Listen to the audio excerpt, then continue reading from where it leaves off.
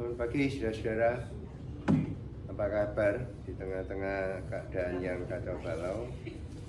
Manusia jadi histeris, paranoid, fear, anxiety, segala macam. Ya, berjaga-jaga. Di malam saya mendengar ulasan tentang situasi di luar dari seorang tokoh yang dikirimkan oleh anak saya. Banyak orang yang justru sakit karena anxiety, karena fear. Ya, mari kita berdoa ya.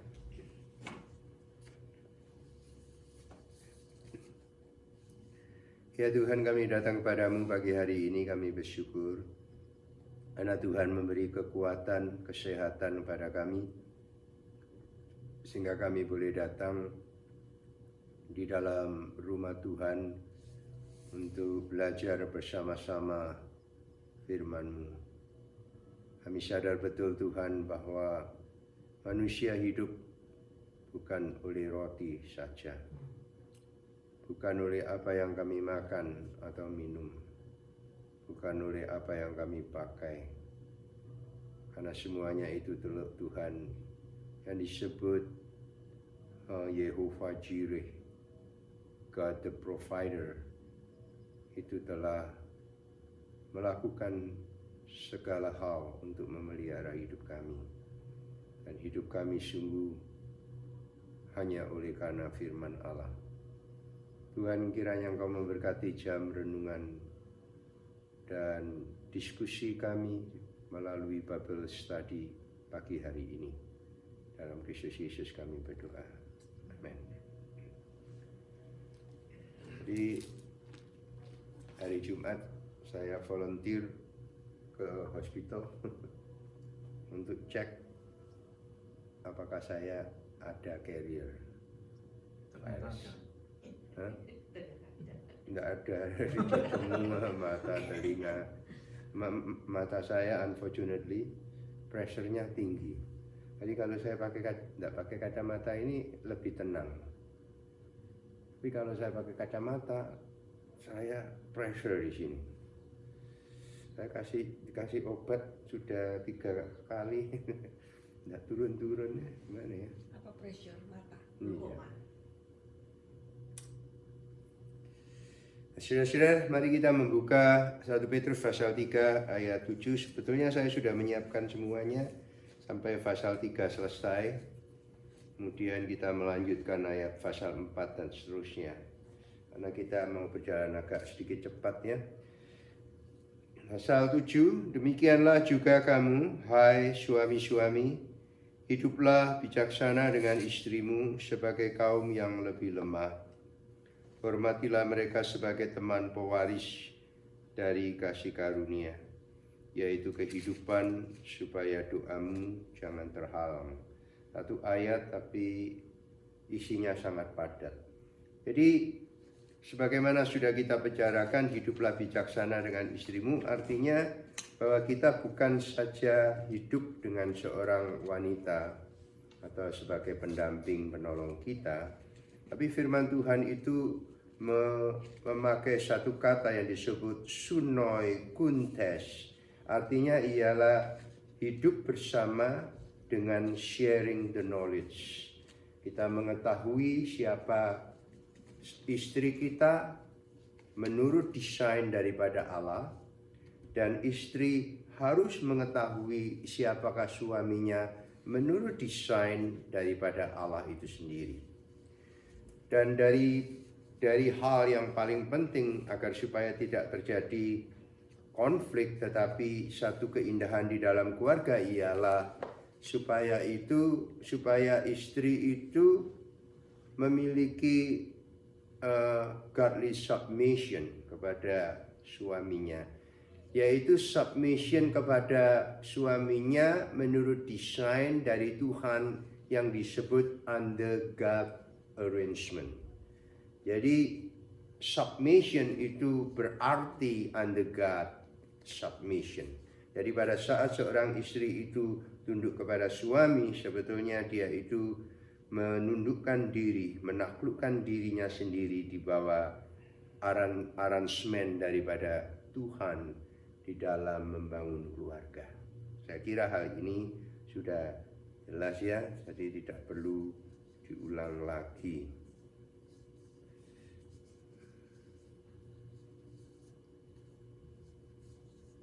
Oke. Kemudian seorang godly husband hidup dengan istri, ia bukan sekadar memiliki dan hidup satu rumah, tetapi truly life dengannya. Kita sudah baca Efesus pasal 5 ayat 28 yang merupakan keharusan untuk mengerti the essential unity atau the oneness yang telah di-establish oleh Allah antara suami dan istri. Jadi sangat jelas sekali, sangat clear bahwa apa yang sudah dipersatukan oleh Allah tidak boleh dipisahkan oleh manusia dengan segala macam alasan dan circumstances. Karena ini menyangkut menyangkut satu hal yang disebut the essential unity atau oneness. Bagi saya, kita sudah berbincang-bincang banyak ini pada saat kita membahas kitab Maleakhi, ya. Saat kita membahas kitab Maleakhi itu kita membahas ini. Nah, dwell with wife according to the knowledge, sunoi kuntes, kata genosin artinya sudah jelas sekali bahwa suami dan istri perlu mengerti arrangement dari Allah. Yang kedua, suami juga mengerti siapakah istri dalam pengertian dia adalah seorang pribadi yang memiliki incorruptible beauty, yaitu ditandai dengan dua hal, yaitu hagnos dan phobos, suatu kesucian yang dihasilkan oleh karena dia itu dekat dengan Allah, tetapi juga memiliki perbawa rohani, suatu wibawa rohani yang keluar dari diri si istri. Oleh sebab itu si istri di dalam referensinya sebagai yang memiliki incorruptible beauty tidak seharusnya itu cerewet, ya, menggunakan kata-kata terlalu banyak dan suka menuntut, judes, tidak karu-karuan, tidak, tetapi suatu beauty yang dari dalam, yang berwibawa melalui dia punya identity, bukan menyangkut apa yang dia pakai, what does she wear, tapi who is she before the Lord. Dan istri juga punya gentle dan quiet spirit. Ia menyerupakan pribadi yang berharga di mata Tuhan, dan dia juga seorang the hidden person of the heart. Jadi suami perlu mengetahui hal ini. Nah, apakah yang perlu diketahui oleh istri tentang suami kalau begitu? Kalau suami itu harus punya knowledge tentang istrinya paling sedikit 4 hal. Yang pertama, submission istri kepada suami, yaitu under God's arrangement. Nomor 2, incorruptible beauty dari the person of the godly wife. Yang ketiga adalah gentle and quiet spirit, yaitu sesosok pribadi yang berharga di mata Tuhan, dan dia memiliki the hidden person of the heart. Nah, ini yang perlu diketahui oleh suami, mandatori. Terus yang perlu diketahui oleh istri apa?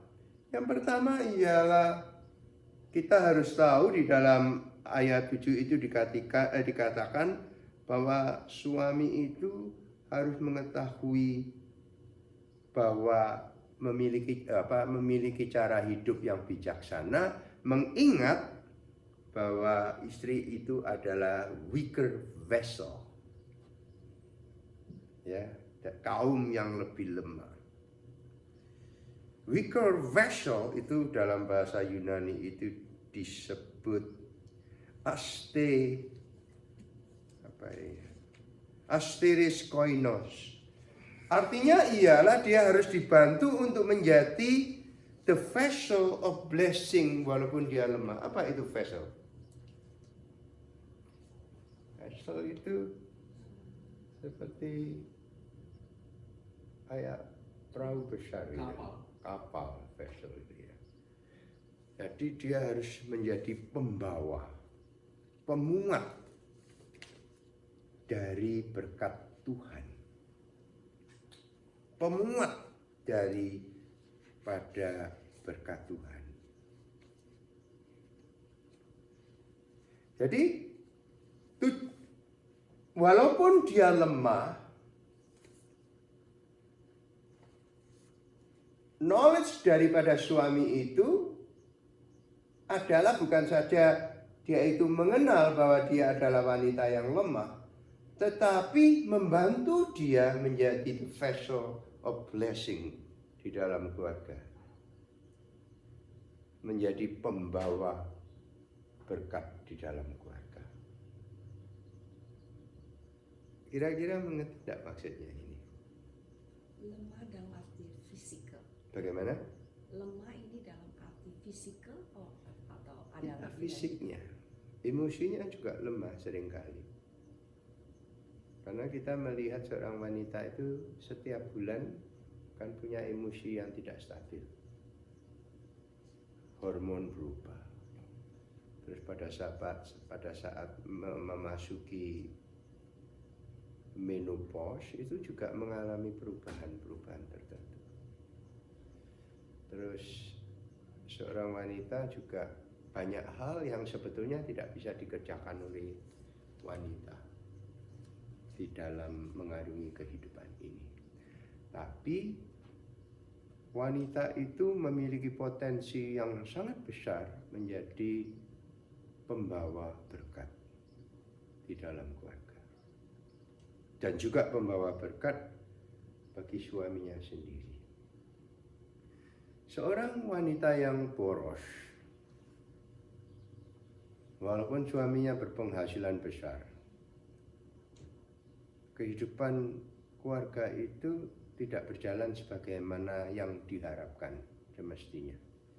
Jadi banyak bocornya, banyak pengeluarannya, dan banyak kesakitan yang ada di dalamnya. Saya membaca kisah seorang artis dari Bandung yang menikah dengan seorang putra keturunan Jepang, ayahnya kaya raya.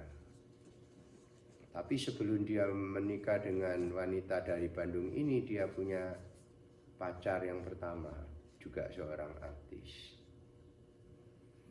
Nah, perbedaannya ialah pacar yang pertama ini tidak disetujui oleh orang tuanya. Mamanya tidak suka dengan pacar yang pertama ini, walaupun kedua-duanya baik hubungannya, bagus.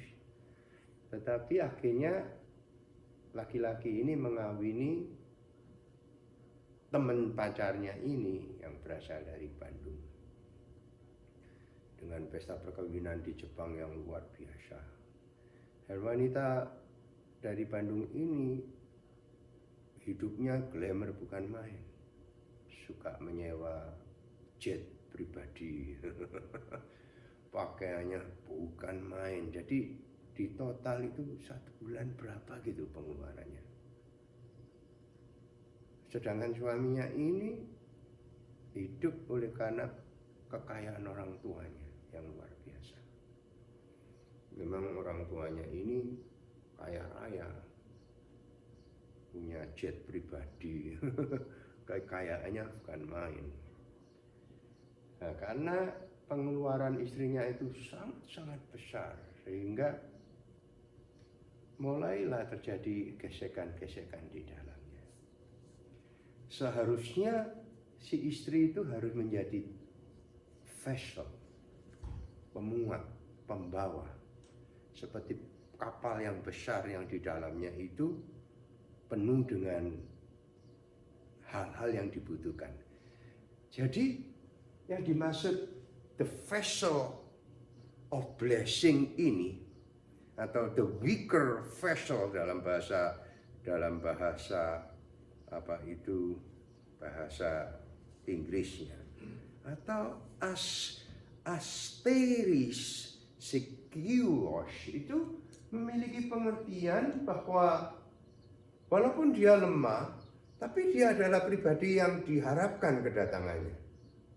Jadi begitu gambarannya itu adalah seperti keluarga itu menanti sebuah kapal besar yang sudah berbelanja ke sana ke sini dan muatannya itu penuh.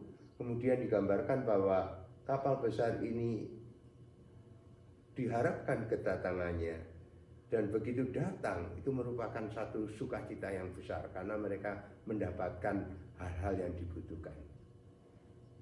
Gitu. Jadi si suami itu memiliki pengetahuan, walaupun dia lemah, saya berkewajiban untuk menjadikan dia sebagai pembawa berkat.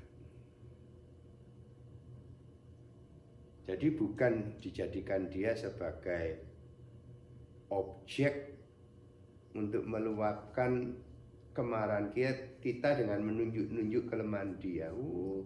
Kamu itu siu macan. Kamu itu memang lahir dari keluarga miskin, dari desa. Saya kan keluarga kota kaya.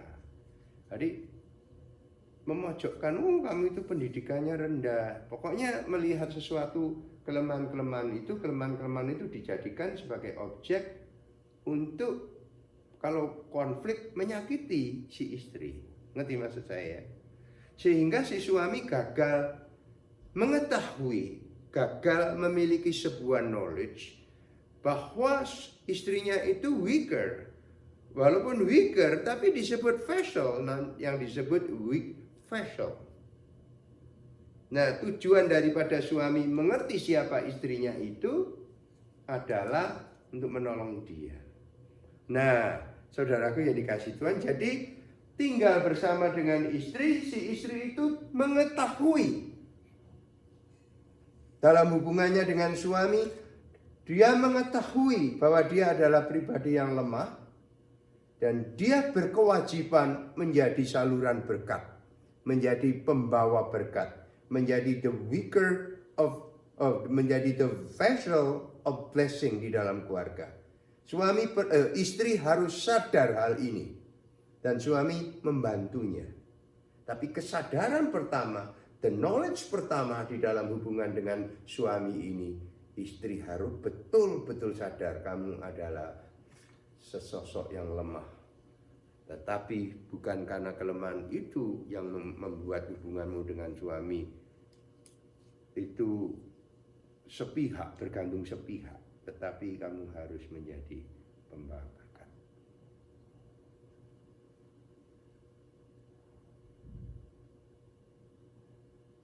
Biasanya kalau keluarga pas-pasan, tapi kalau istrinya itu pintar menyimpan, maka perahu rumah tangga itu berjalan dengan baik. Tapi kalau pas-pasan, istrinya tidak bisa memanage keuangan dengan baik, pengeluarannya besar, tuntutannya besar, maka the vessel itu menjadi oleng. Jadi boot dari rumah tangga itu menjadi oleng. Saya banyak belajar itu dari kehidupan kami di keluarga, bagaimana hal ini bisa terjadi. Kalau istri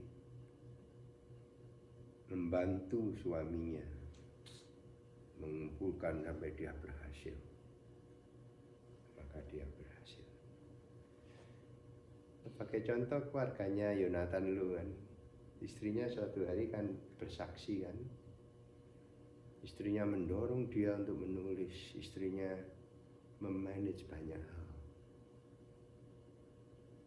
dan keluarga ini bisa berjalan dengan baik. Nah, istri harus tahu diri, you are the weaker di dalam keluarga, dan Anda harus menjadi the vessel of blessing. Jangan membawa kantong yang bocor terus di dalam rumah tangga.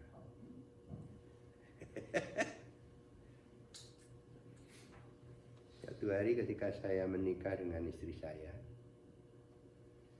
ini kepingin punya mobil. Karena sudah berapa kali kami naik sepeda motor masuk rumah sakit.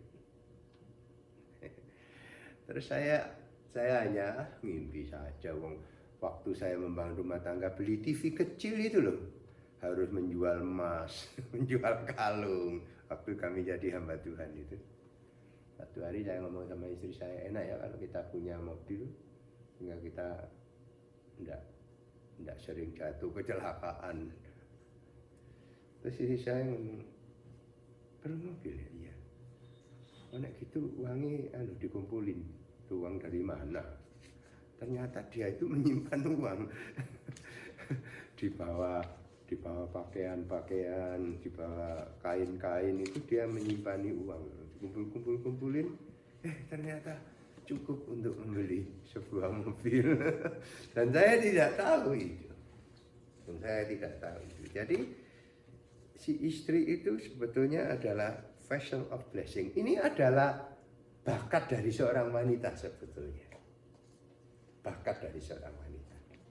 Oleh sebab itu dari semula itu dikatakan, baca oleh Pak Sir saya masih ingat, perhiasan seorang istri itu jangan sampai memakai perhiasan sedemikian rupa, sampai mengeluarkan kos yang sangat tinggi untuk beli ini, beli itu, karena the incorruptible beauty itu bukan what you wear, tapi who you are, gitu kan begitu.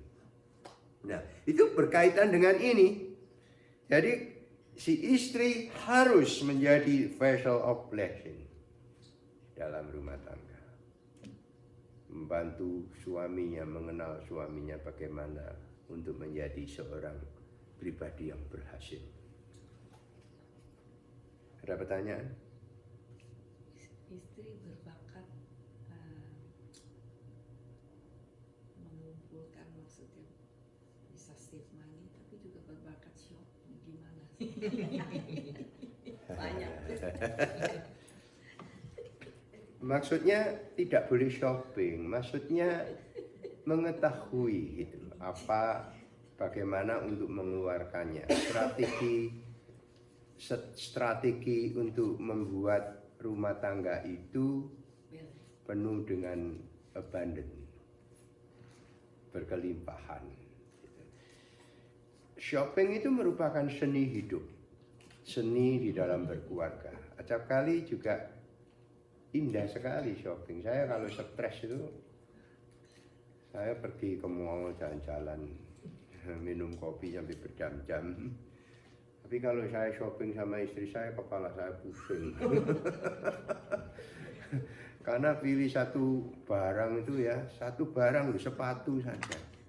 Satu Mall of America yang gede itu, tidak satu sepatu pun yang cocok. Saya bilang, kamu pergi aja cari, saya tak duduk di sini. Terus dia punya seni di dalam membelanjakan. Dia dikatakan ini ada sale kupon gitu. Dia kan punya financial advisor ya, dari penulis buku yang terkenal. Dia sering telepon, ini kalau pas sale itu kita belanja enggak apa-apa. Dia ngomong gini, advisornya itu, walaupun sale kamu tetap spend gitu. Jadi kamu harus ngitung spendnya itu sampai sejauh mana gitu. Dan dia selalu mengajar anak-anaknya, you need to buy what you need, not buy what you want. Gitu kan? Itu salah satu bagian di dalamnya. Bukan berarti pelit, bukan. Tapi seni untuk memanage, the art of management, gitu. Tapi garis yang perlu di-highlight di sini, yang digaris bawahi ialah si istri harus tahu diri bahwa engkau adalah pribadi yang lemah. Tetapi kau memiliki potensi yang besar, bakat yang besar untuk menjadi the vessel of blessing. Jadi suami menolong dia, membantu dia untuk menjadikan si istri itu the vessel of blessing. Gitu. Ada kan seorang istri tidak peduli anaknya itu sakit, tidak peduli anaknya sampai tidak bisa sekolah, tapi demi hobinya dia bisa mengorbankan banyak hal. Gitu. Bagaimana yang hobi shopping suaminya karena dia merasa dia yang earn the money. Nah itu yang disebut sharing of knowledge, itu begitu, saling menasihati, saling mengimbangi satu dengan yang lain. Kalau seorang suami hobi shopping, biasanya shoppingnya itu elektronik, Home Depot,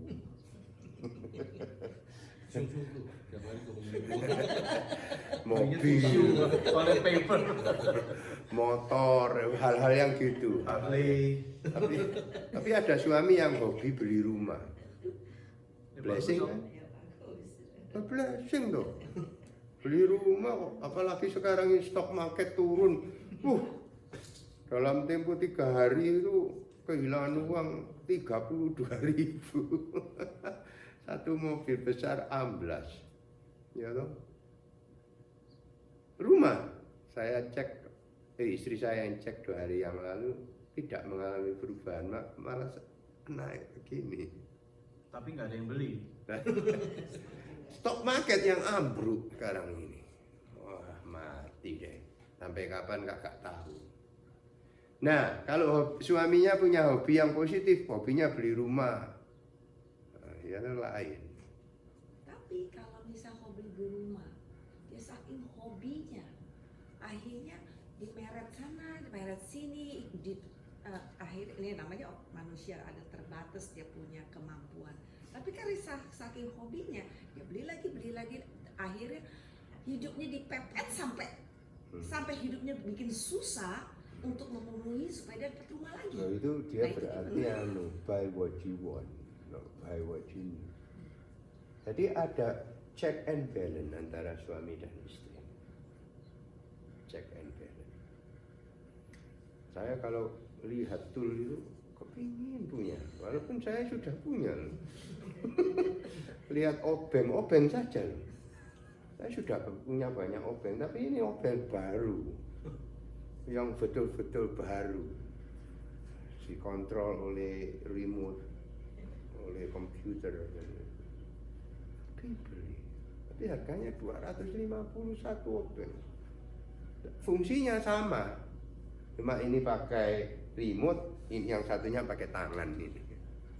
Sama. Itu aja. Terus hobi, macam-macam hobinya, pokoknya cuman harus ada check and balance. Biasanya loh ya, secara umum ya, kalau si istri tidak menyetujui satu hal, biasanya walaupun suaminya marah-marah, tapi tidak jadi beli. Biasanya. Tapi ada suami beli dulu. Itu ditunjukkan. Ngumpet-ngumpet ya, beli dulu. Tapi kalau ngumpet-ngumpet itu kan tidak sampai mengguncangkan ekonomi keluarga. Masa ada orang beli sepeda motor ngumpet-ngumpet? Ada. Beli mobil, umpet-umpet. Ngumpet ya. Berarti penghasilannya luar biasa besar, sampai Iya, uang bohongin begitu istrinya. besar keluar tidak ketahuan. Bohongin istrinya, dia pinjam dari teman.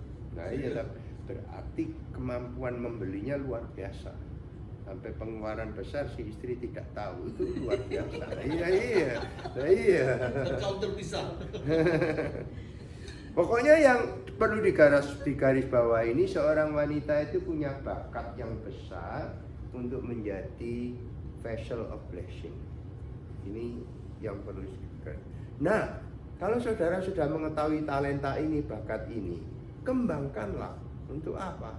Untuk menoris keluarga menjadi keluarga yang punya abundant. Karena Tuhan Yesus mengatakan demikian. Aku datang untuk memberi kamu hidup, tapi kamu memilikinya di dalam kelimpahan. Yohanes 10 ayat 10. Aku datang untuk memberikan hidup di dalam keluargamu. Dan istri adalah the key person untuk membuat keluarga itu hidup di dalam kelimpahan berkatnya.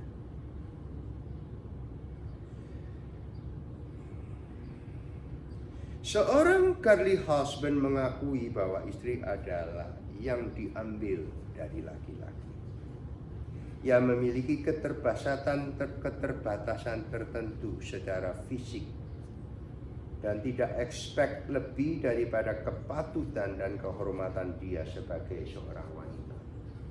Ini perlu saudara sadari dengan baik ya. Selain si istri tahu diri kamu lemah,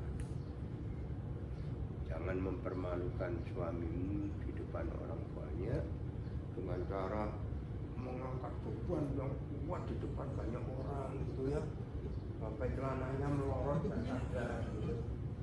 Dan orang melihat itu bukan melihat seorang istri yang membawa beban yang besar, tapi batin dalam hatinya. Oh, ini enggak benar. Jadi yang dipermalukan siapa? Istrinya, suaminya. Yang kedua, di dalam hubungan sosial, saudara-saudara, engkau adalah lemah diambil dari laki-laki.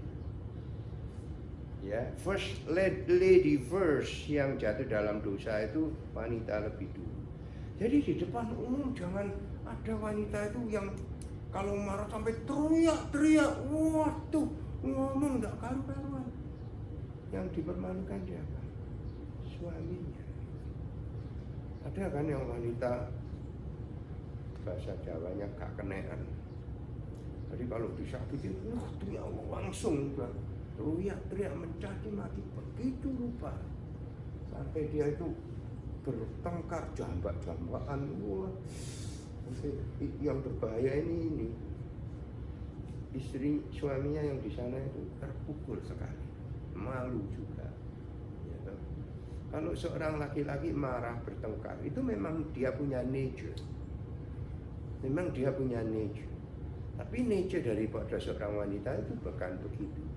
Nature daripada seorang wanita itu adalah pembawa abundant di dalam keluarga. Jadi sebenarnya bapak-bapak nature marah-marah nggak apa-apa. Itu dia punya nature, tapi oleh sebab itu dikatakan oleh Rasul Paulus, seorang istri harus menyucikan suaminya, membuat suaminya muncul menjadi pribadi yang baru. Bagaimana mengontrol emosi.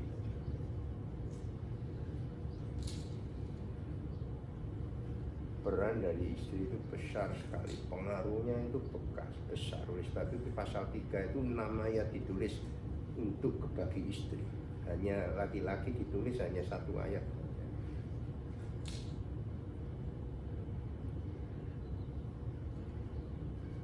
Ya. Jadi seorang suami jangan menuntut hal-hal yang melibatkan kekuatan fisik berlebih-lebihan kepada istrimu. Jangan expect terlalu besar tentang hal-hal yang bersangkut paut dengan istri. Karena kalau sudah menuntut terlalu banyak, kita tidak menghormati dia lagi. Kita tidak men-value dia sebagai seorang istri, sebagai seorang wanita yang punya nature, tabiat dan karakter yang berbeda dengan laki-laki.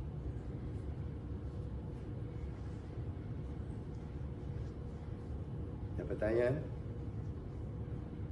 Kita terus. Terus ya. Di dalam bahasa aslinya demikian juga kamu hai suami-suami hiduplah bijaksana dengan seorang istri. Seorang istri ini ditulis sebagai kata gunai chaos, female. Gunai chaos itu artinya Anda memilikinya. Anda sedang hidup dengan official yang membawa kehormatan, membawa abundant, dan bagi saudara, bagi laki-laki, Wanita itu adalah dia punya gunaiseos, artinya dia yang kumiliki. Ya. Jadi di honor daripada wanita itu adalah suaminya. Ini sangat ekstrim di dalam dunia agama, saudara-saudara. Karena pengertian the only honor dari seorang wanita yang sudah dikawini itu adalah suaminya. Maka dari banyak agama diizinkan yang disebut poligami. Seorang laki-laki boleh memiliki istri lebih daripada satu. Dalam Alkitab itu yang punya istri cuma satu itu siapa? Dari di Perjanjian Lama. Adam. Ya Adam. Cuma satu. Yang lain itu suaminya enggak tahu berapa. Istrinya. Iya, Yakub sudah dapat Lea, masih minta Rachel. Ya, toh? Jadi banyak istrinya. Sudah dapat Lea dan Rachel, dapat dapat apa itu pembantunya, ya ada double. Nah iya, malah yang lebih payah itu dua istri ini saling bersaing. Ini dapat anak dari pembantunya, ini juga ngasih no pembantunya supaya dapat anak juga. Bagaimana? Nah, dari sini saudara-saudara kita lihat masalahnya kenapa bisa terjadi, oleh karena masalah ini wanita itu disebut female, gunaikeos. Gunaikeos itu artinya engkau milikku, gitu loh. Jadi begitu mengawini wanita B lagi, engkau juga milikku. C, engkau juga milikku. Nah, namun firman Allah yang kita baca di sini itu adalah ingin menjelaskan kepada kita bahwa seorang wanita yang kita kawini itu adalah milik kita 100%.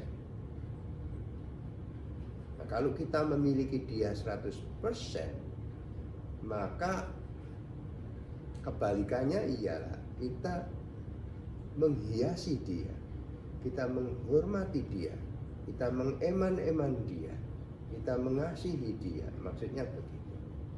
Nah, tapi karena kita bicara dari pihak istri, engkau itu milik seorang suami.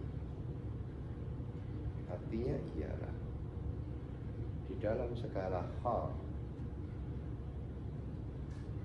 bukan saja engkau submit kepada suami, tetapi juga menyangkut dalam hal melayani. Memiliki kan? Dalam pengertian ini, layanilah dia dengan segenap hatimu. Termasuk di bidang-bidang di dalam hal-hal yang bersifat sensitif dan pribadi. Tidak boleh seorang istri itu menyiksa suami dalam kaitan dengan sexual intercourse. Banyak laki-laki itu tersiksa oleh karena hasrat atau gairah seksual antara suami istri ini kan berbeda.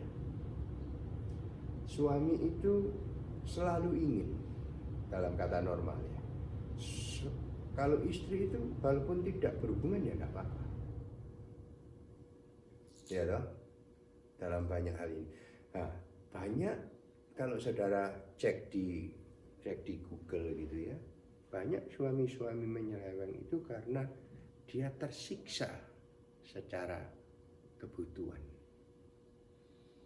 Nah, oleh karena seorang istri itu disebut gunaikeos, female, yang artinya Anda dimiliki secara mutlak oleh seorang suami, dalam arti bukan hanya submit, godly submission, tetapi juga ministry, pelayanan.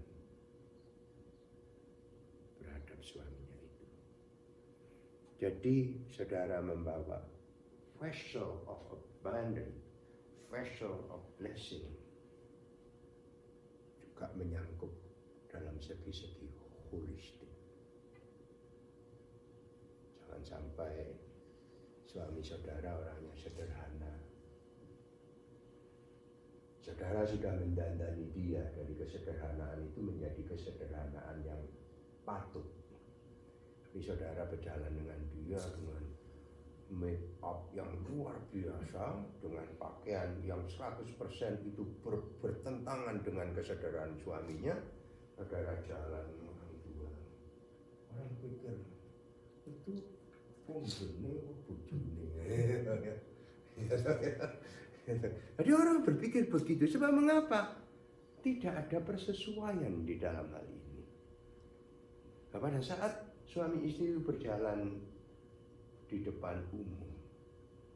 Nah, ini yang perlu saudara ketahui. You are belong to a man. Jadi harus ada keharmonisan, harus ada standarisasi di mana saudara berjalan. Suami juga harus tahu diri, ojo istri ini ayu-ayu gak dipacai, pakai jalan sama dia pakai sendal jepit, pakai kaos oblong, ya ndak patut, betul ndak? Nggak sisir. Ndak menghargai gitu. Ayo ke gereja, suami ini istri ini wis siap-siap, parfumnya wis larang, serot. Suami ini rambutnya awut-awutan, ndak raup juga, ya loh. Jalan seenaknya, orang isin jadinya. Jadi di sini itu the vessel yang membawa kehormatan satu dengan yang lain itu perlu jelas di dalam hubungan suami istri. Jadi suami perlu bertanya, apakah aku membawa kehormatan bagi istriku? Si istri juga bertanya, apakah aku membawa kehormatan bagi suamiku? Gitu loh. Ya, jadi jangan Abu Paulus mengatakan, jangan hidup seenaknya. Peliharakanlah keselamatan, kerjakanlah keselamatan, jangan hidup seenaknya. Jadi ya, hargai diri sendiri, hargai istri, hargai kecantikan dia, hargai keagungan dia. Tetapi sebaliknya si istri juga menghargai kesederhanaan suaminya, kewibawaan suaminya, kehormatan suaminya juga dia bawa kemana-mana.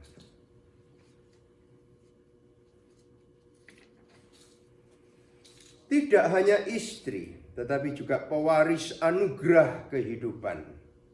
Bagian dari warisan mereka di dalam Tuhan hanya diwujudkan secara utuh di dalam kesatuan mereka sebagai suami dan istri.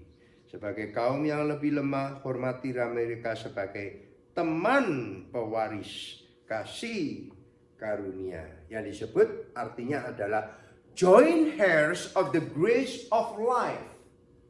Jadi suami dan istri itu adalah join di dalam menikmati, di dalam memiliki kehidupan yang penuh dengan anugerah.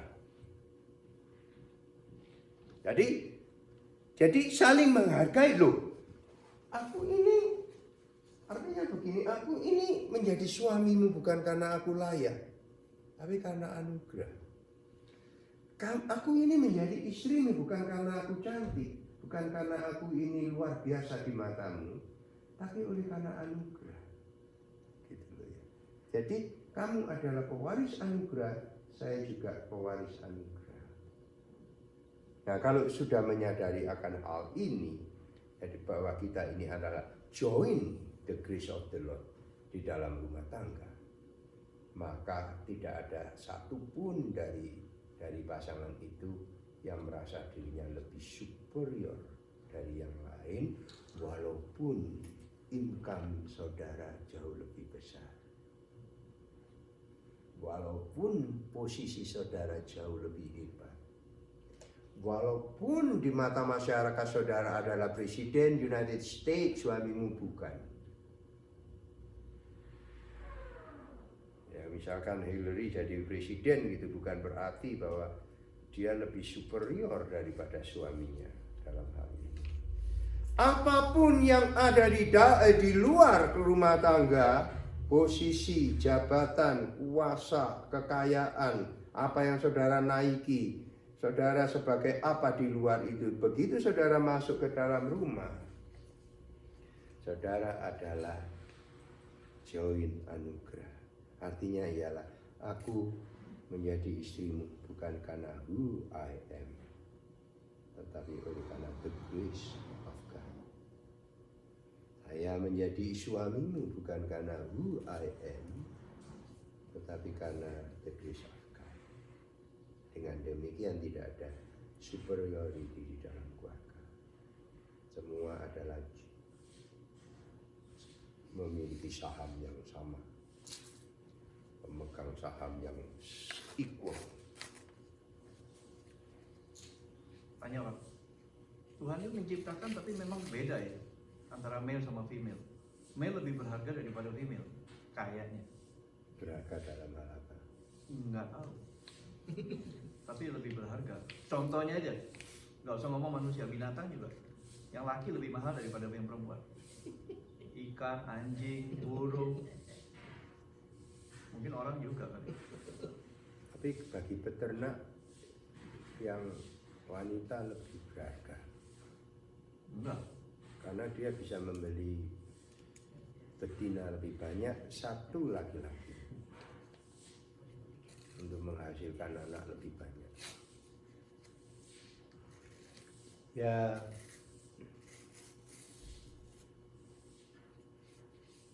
istilahnya bukan lebih berharga. Istilahnya dalam pengertian ialah yang pertama. Bukan ini more valuable dan laki-laki, tidak. Tetapi laki-laki yang pertama. Wanita yang kedua. Yang kedua ialah wanita diambil dari laki-laki. Jadi diciptakan dari laki-laki. Sedangkan laki-laki diciptakan oleh Tuhan langsung tanpa dari. Sehingga di dalam konsep seperti ini yang dipentingkan adalah yang pertama. Tapi ingat perkataan Tuhan Yesus. Yang pertama akan menjadi yang terakhir. Yang terakhir akan menjadi yang pertama. Artinya apa? Equality di dalam grace position. Di dalam position of grace kita equal. Nah, di dalam rumah tangga, oleh sebab itu disebutkan submission lebih dulu, bukan karena laki-laki lebih kuat. Desain daripada Allah, arrangement daripada Allah, laki-laki adalah yang pertama. Bukan berarti patrilinear, bukan. Menurut garis ayah, bukan. Tetapi memang di dalam penciptaan ada yang pertama, ada yang kedua. Jelas? Tapi bukan hierarki, bukan kasta, bukan level kebaikan dan ini jauh lebih baik, ini tidak baik, tidak. Tapi di dalam pengertian siapa yang pertama diciptakan oleh Tuhan, siapa yang kedua. Tetapi kalau dibalik, siapa yang pertama berdosa ialah perempuan, laki-laki kemudian.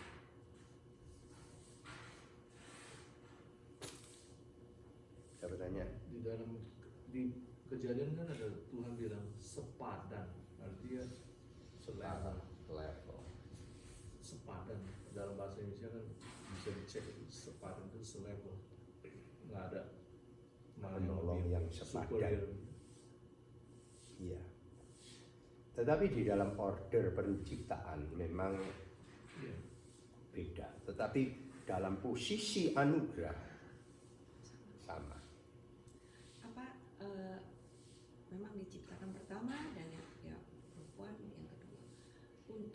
berfungsi secara harmonis, harus ada satu yang menjadi leader.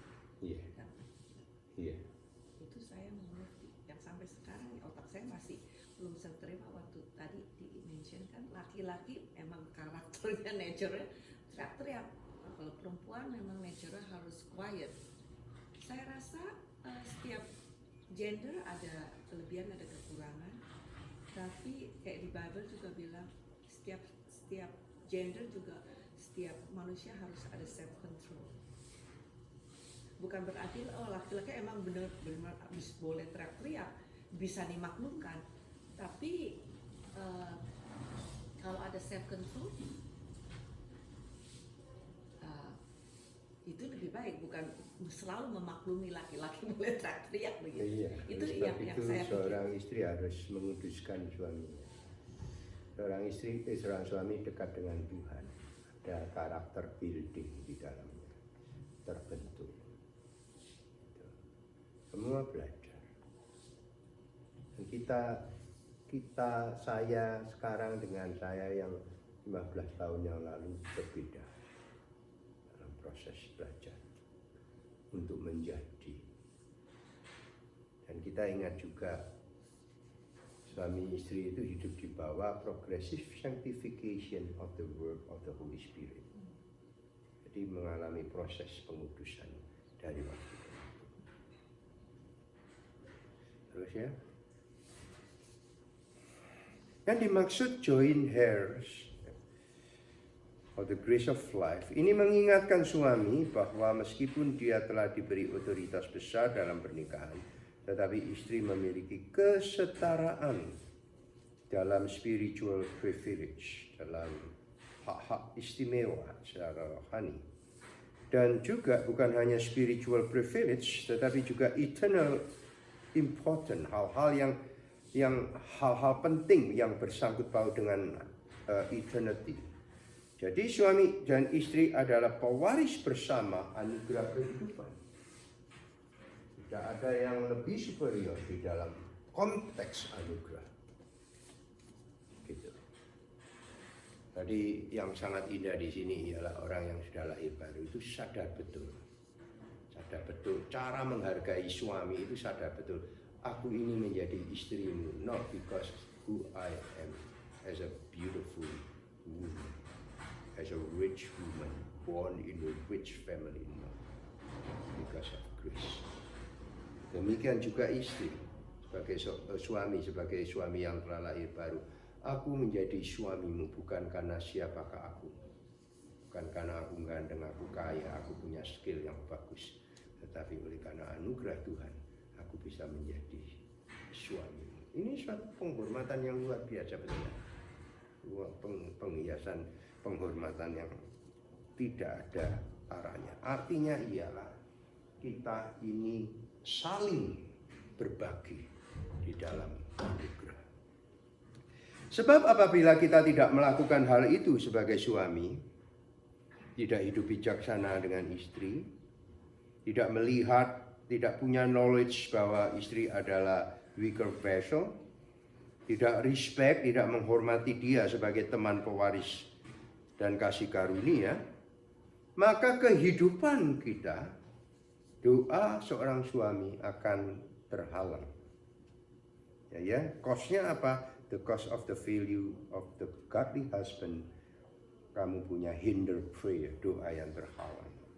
Perlu diketahui bagi orang yang lahir baru, doa adalah hal yang sangat berharga. Apabila doa itu terhalang atau cut off, maka pasti sesuatu yang tidak beres di dalam hidup pernikahan dan keluarga. Jadi kalau suami itu sudah kehilangan kemampuan untuk berdoa, doamu itu cut off, tidak terjawab, banyak hal-hal yang menghalangi kamu berdoa, maka pertama-tama yang suami perlu sadari ialah what's going on in my family, what's going on in my relationship with my wife.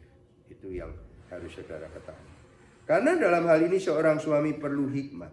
Rasul Petrus memperingatkan bahwa Anda dwelling together, hidup bersama, according to the knowledge, sesuai dengan pengetahuan dengan seorang istri dan menyalurkan living honor kepadanya.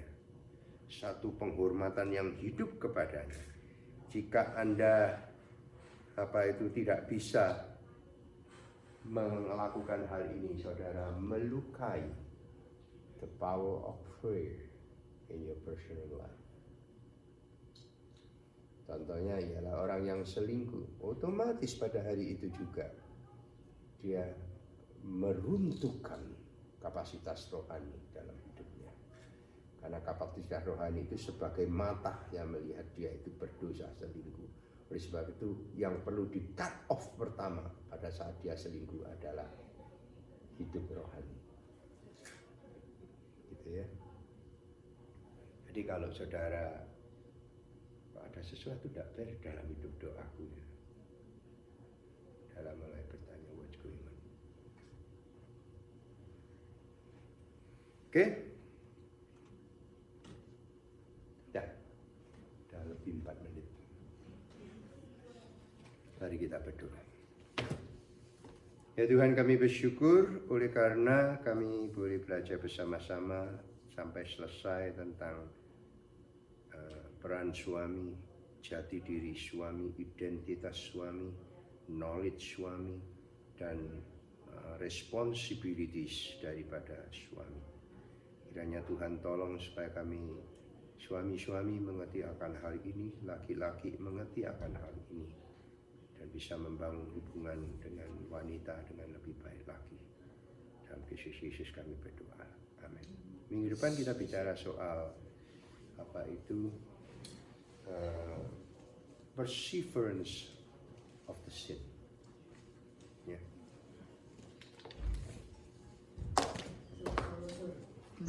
Usia banyak dari nyanyi solo. Kenapa nggak jadi nyanyi? Solo. Kenapa nggak jadi nyanyi?